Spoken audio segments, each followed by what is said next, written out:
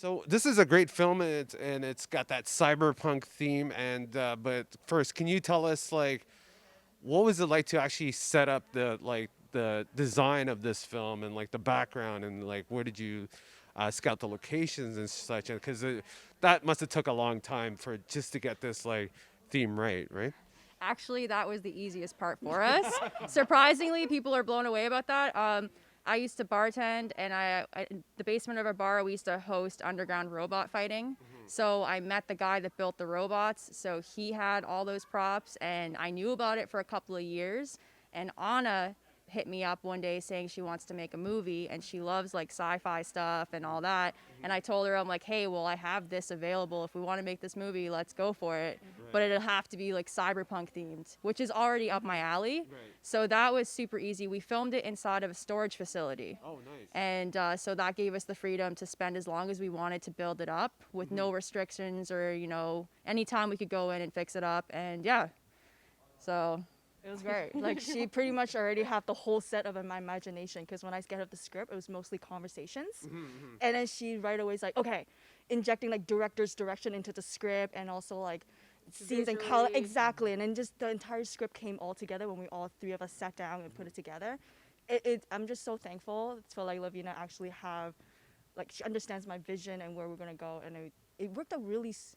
It was very smooth. Yeah, it was very and smooth. a lot of the props were also mine. Like I Yeah. own, I own a lot of like neon signs and like action figures and all that. So I literally just scoured through my apartment. I'm like, this will look good, and this unlicensed merch. I'll put this in my movie and this. So it just worked out perfectly. So let's talk about the post production, and there's a lot of like computers and like VFX, like Minority Report like stuff. And so maybe Lance can talk in regards to that.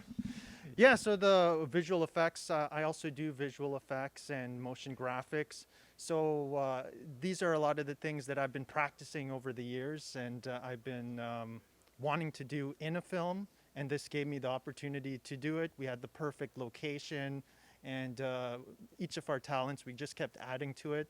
Like so with the production design, and then I put on some visual effects and enhanced the jewel. And it took us the total, because we were in such a tight time constraint, it took about 2 months because we had to deliver it. We had to shoot, deliver it within 4 months. Yeah, so it was really tight, and we did it. Yeah. So did you film this like before COVID or during COVID? And what was it? We filmed it during COVID, so it was February of this year in 2 days, and then we finished everything by April, and then we've just been doing the festival circuit since. Nice. Yeah, and we had a crew of 6 people because of COVID, so it was a very tight-knit crew we had to have. Yeah. And tell us what was part of, or what were some of the main challenges in doing like a cyberpunk film? Or cyberpunk theme, sorry. To be honest, zero. If you actually look at my portfolio online, you'll understand. Like I already live it. Like it's the lifestyle that I'm already in. And also like Steve Hazard, who did the props, like just having him on board, just made this so seamless. Like it was one of those lightning strike moments, right? We didn't try to be too ambitious with the project. We just used what we had around us, and we kept it like contained, and it worked really well. And like when I reached out to her, that's exactly why I reached out to her, because I know she will execute the idea very smoothly, because she's already like that. As a model, as an actress, and a director, and an artist, that is literally her aesthetic, and that's what I wanted it. So I'm so happy we teamed up doing this. And tell us how it feels to be part of Blood in the Snow and all the other film festivals this film has been part of, and like getting back into the groove of things, especially after COVID and such. So this was like our first, like for me, my first time doing a full festival circuit. So we did it internationally, like around the world, and it's been all through Zoom. We did a Hamilton festival in theater, but this is our first one with Blood in the Snow where we're actually in a movie theater with an audience, and like that to me is going to be like, that's a better experience I find, because you can hear the other audience's reactions and stuff. And with Blood in the Snow particularly, we've been doing the Directors Lab program. So that's been like insanely helpful for us. Like the connections that we've made, the people that they brought in that for doing all the panels. Like we're currently in it right now. We still have 2 more days. Like even Lance, you want to add to it? Like it's been like amazing. Yeah, it's been great also to get feedback from professionals on our short film has been pretty awesome, and to even hear what they thought of the production design and the look and the acting and everything. It's really it's really awesome to hear.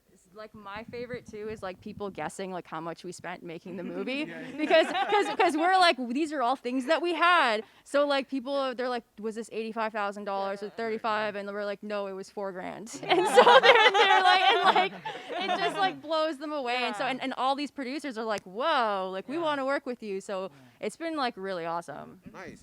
So can you tell us like a piece of filming equipment or the actual camera that you use that you would actually recommend to other like up and coming filmmakers, of course? So we had in-kind services through Grande Camera. So they gave us equipment that was just shelved that they weren't using. And we were lucky because it was COVID. No one was using anything. We used a Red Dragon Epic. Yeah, that's the camera that we had.